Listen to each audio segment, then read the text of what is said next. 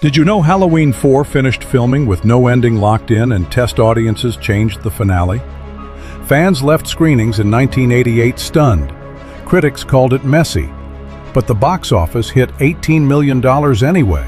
Today, I'll show you 20 facts about Halloween 4, the sequel that almost died, returned, and still splits fans. Let's uncover it right now.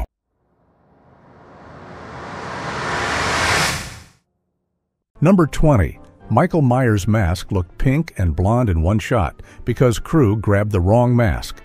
3 mask pulls existed during shooting.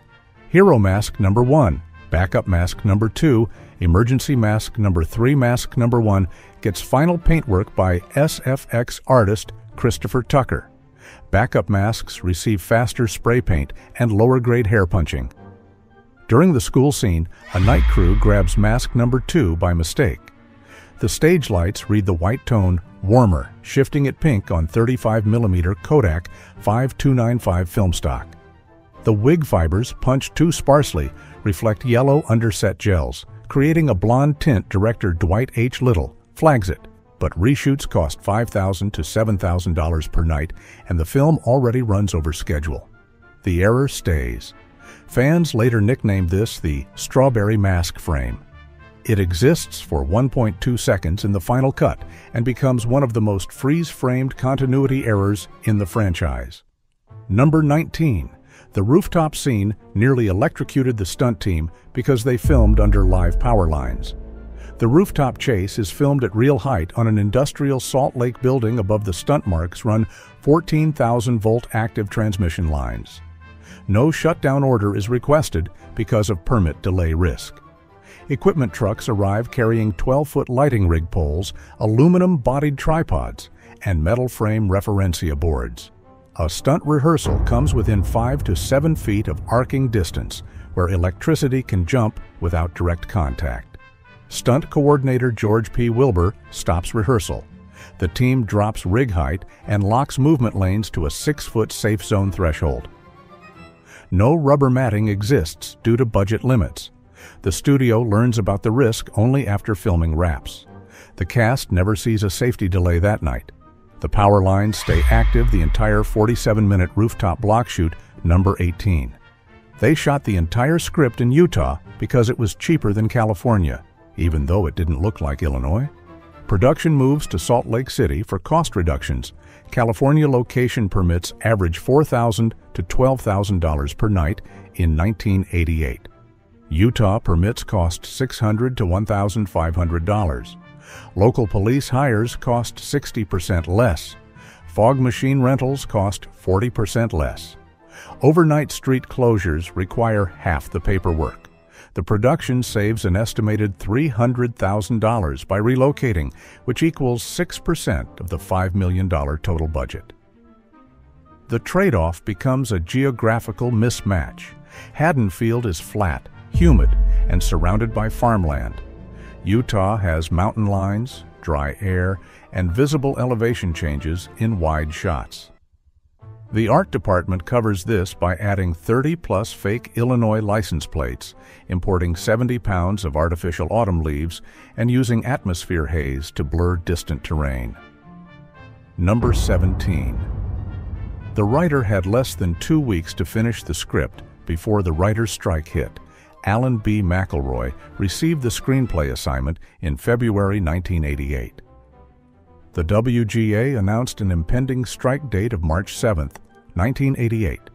He delivers a 101-page draft in 11 days. That equals 9.18 pages per day.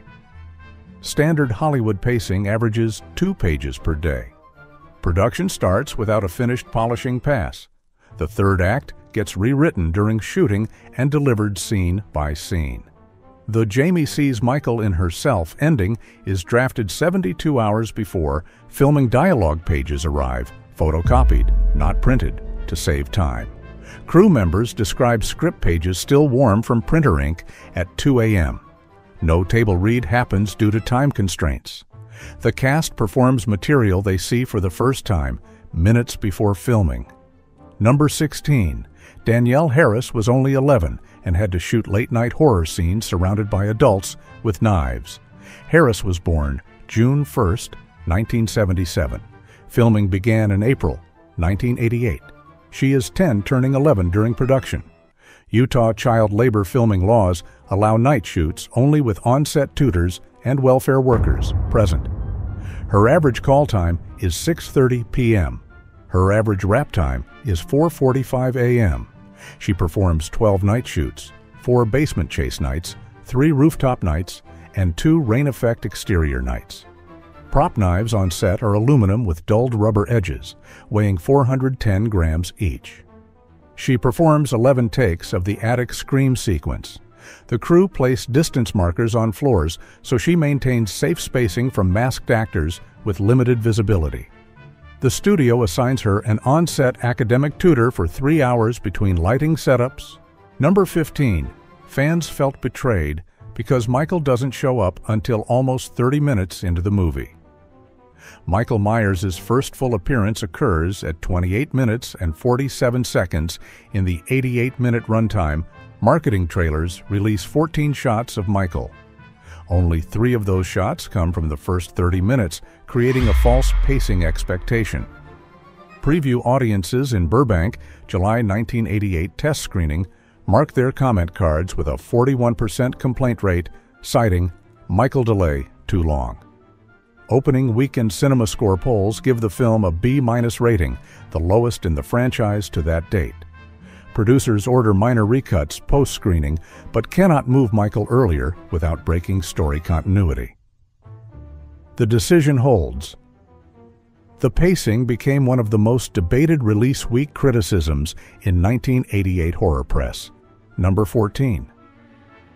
The mask was changed multiple times during filming, which is why Michael's face looks inconsistent. 7 mask variants exist during production. 2 are hero masks with detailed latex layering and hair punching by the main effects team. 5 backup masks are production molds finished by assistants using accelerated drying latex that shrinks at uneven rates, altering cheek depth and eye hole symmetry. 1 mask warps from high-temperature storage in a 96-degree Fahrenheit Utah warehouse. Latex expands 3 to 5% in heat before cooling into a tighter, misaligned shape. Hair density varies from 40 to 110 strands per square inch, depending on mask version. The result creates at least 6 visually distinct Michael faces inside one film. Continuity teams flag this internally, but replacement matching proves unsuccessful. Number 13. Donald Pleasance returned as Loomis, even though producers said his character was burned alive. The 1981 script for Halloween the Sound confirms Loomis dies in an explosion at Haddonfield Memorial Hospital. Producer Mustafa Akkad reversed the decision in 1987 because franchise testing proves Michael loses 38% audience interest without Loomis' presence. Pleasance receives $500,000 for the role, one of the highest cast salaries for the film. He films 18 days total, including 3 night exteriors in rain rigs. Prosthetic burn makeup requires a 90-minute chair session daily. Pleasance personally rewrites 9 lines of Loomis dialogue on set, focusing on shorter, sharper delivery. His performance adds 17 minutes of screen time, second only to the actor playing Michael, located at 21 minutes. Number 12. They edited out scenes that showed Jamie dealing with trauma because producers wanted more kills early assembly. Cut runtime is 102 minutes. The final theater cut runs 88 minutes. 4 major Jamie character scenes are removed, totaling 9 minutes, 40 seconds. These include a school counselor session, Jamie refusing to sleep in her bedroom, a social worker home assessment, and a dream sequence showing Laurie's funeral memory test audiences report pacing slowdown at 62-minute mark. The studio mandates removal to increase momentum. The kill count stays unchanged at 5 on-screen deaths, but screen proximity to kills increases by 23%. After cuts, Danielle Harris later confirms she shot emotional material that never reached home video or theatrical versions. Number 11. The film kicked off the messy Thorn trilogy mythology that confused fans for years. The first thorn symbol appears for 1.8 seconds in background set dressing, unreferenced in dialogue. The screenwriter later confirms the symbol is added in post-production stage design, not early script drafts. Producer Mustafa Akkad plans a mythology arc that extends through parts 4, 5, and 6. No explanatory material exists yet in 1988 to support the symbol's meaning. Audience understanding requires information not released until 1995's Halloween, The Curse of Michael Myers. Franchise lore shifts from slasher realism into apocryphal destiny narrative without transition setup. This causes long-term continuity divide among fans, critics, and franchise researchers. Number 10. The crew used hockey pads under Michael's jumpsuit to make him look bigger and more intimidating.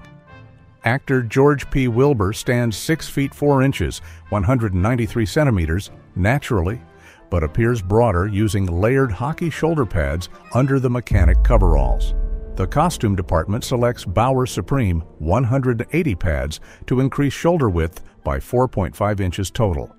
Inner foam density measures 15 psi compression resistance to hold shape under movement. The modification adds 2.8 pounds to costume weight.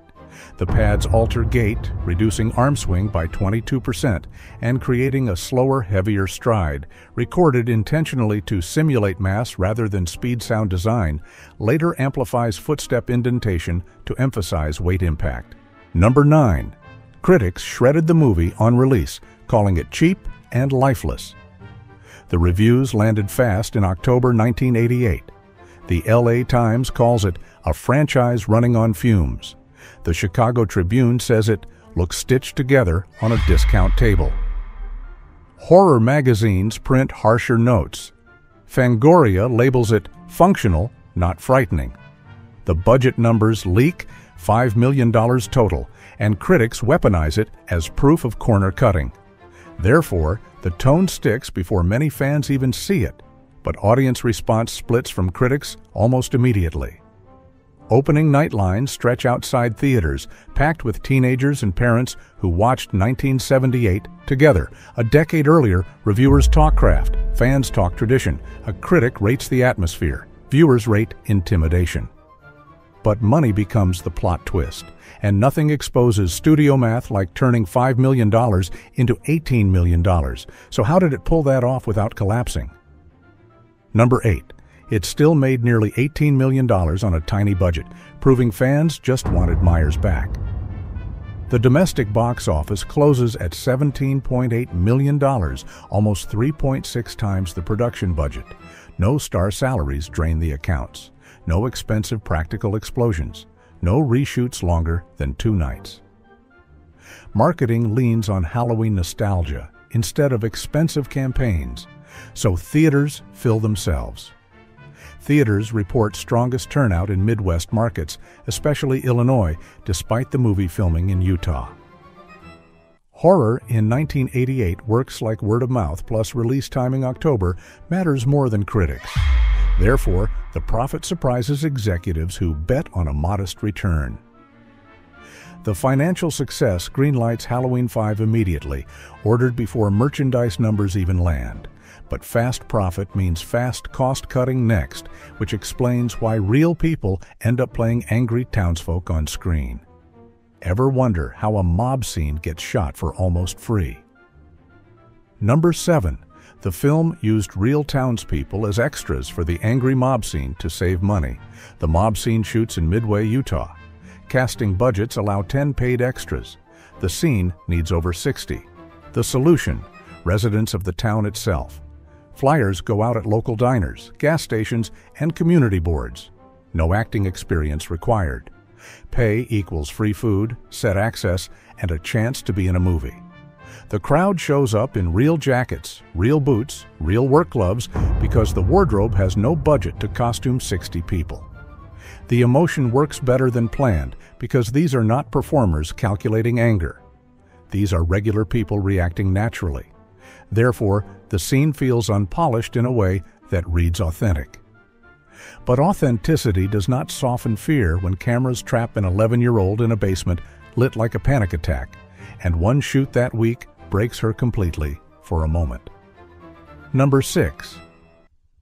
Harris had panic attacks filming the chase scene in the basement due to the confined space. The basement set has walls 3 feet narrower than they appear on film. The ceiling sits at 6 feet 2 inches, intentionally low to force tighter framing. Fog density is increased by 30% to mask set edges, which reduces oxygen flow on long takes. Harris runs the scene 14 times. The boots chasing her belong to an adult actor moving full speed with limited visibility through a mask. The sound design requires loud thuds on impact plates under the floor, so each step booms more than normal, pressure rises. Breathing shortens, cameras keep rolling. She steps outside between takes, hands shaking, adrenaline hitting too hard for her age. But production moves forward because time runs faster than comfort, and time pressures lead directly to one of the film's most famous violent pivots added after principal photography wraps. Why build a massacre at the last minute? Number 5. The ambulance massacre scene was added last minute to give Michael a brutal opening. The original opening has Michael waking up quietly, escaping clean. Test audiences call it weak. Producers demand a statement scene. Therefore, 8 days before final lock, a new sequence is written, shot, and spliced in. Michael kills paramedics inside a moving ambulance. No permits exist for night highway filming, so the road is closed using volunteer traffic PA staff waving handheld flashlights instead of official flares. Crew shoot between 2 a.m. and 5 a.m. to avoid law enforcement attention. Fake blood mix is 3-to-1 corn syrup to dye for thicker smear on interior vehicle walls. The new opener shifts audience posture instantly. But brutality on screen hides a bigger franchise fracture off-screen because the most important final girl in the series never steps foot in this movie. Why did the studio remove her completely? Number 4. The studio killed Laurie Strode off-screen because Jamie Lee Curtis refused to return. Jamie Lee Curtis declined in 1987. Salary negotiations stall at $1 million, a number the studio rejects. Scheduling conflicts grow, but money ends the conversation. Producers finalize an off-screen death for Laurie Strode. The script confirms she dies in a car accident before Halloween 4 begins. No flashback, no funeral scene, no witness moment, just a fact delivered and accepted. The decision protects the ability to continue the franchise without her. Therefore, trauma transfers to her daughter. Jamie Lloyd Curtis later states in interviews that the franchise should move in a new direction, not revisit old battles. But writers push darker ideas that never make the screen, including one ending considered too aggressive for test audiences. How aggressive? One version has a child commit murder. Who stopped that from airing? Number 3. The original ending had Jamie kill Rachel. Producers shut it down for being too dark. The first scripted finale directs Jamie Lloyd to stab Rachel Carruthers to death in the house, not just stand with scissors. Early drafts include 5 extra lines of dialogue and 7 more beats of violence. Test screening data shows 68% of viewers rejecting the ending, with comment cards using words like mean and crossed a line. Producers step in. The rewrite keeps Rachel alive and moves the shock beat into implication instead of action. Therefore, Jamie holds the scissors but never completes the kill. The shot still lands. Test rooms go silent on cue. The ambiguity stays, but the violence softens. And that silence becomes franchise fuel for decades of debate. But debate becomes argument because viewers still split over what happens next. Inside Jamie's mind, can a final frame convert a victim into a villain without showing the murder? Number 2. Fans still argue over whether Jamie becomes the killer after the finale twist. The ending lands on October 21st, 1988. No resolution follows the cut to black. The frame freezes questions, not answers. Forums in the 1990s, message boards in the 2000s, Reddit threads in the 2010s, and TikTok discussions now all circle the same argument. Some claim Jamie inherits Michael's impulse fully. Others argue trauma imitation under pressure, not transformation into evil. The script never confirms. Actors give conflicting interpretations in interviews. Directors avoid a concrete stance. Therefore, the franchise creates a self-sustaining mystery loop that outlives the movie itself. Ambiguity becomes engagement, but uncertainty alone never steals a room the way a final image can. Because in test screenings, one single frame shuts down, breathing, movement, and chatter instantly. Which frame? The one that hit harder than any script note predicted. Number 1. The final shot. Jamie covered in blood holding the scissors shocked test audiences into total silence. The frame lasts 2.5 seconds. Jamie stands small, still, breathing fast, covered in red scissors hang downward in her hand. No music, no scream, no chase, just aftermath and implication. Test screening logs record an 8-second silence after the cut, longer than any other moment in the movie. Audience monitor notes describe no shuffling, no whispers, no seats moving.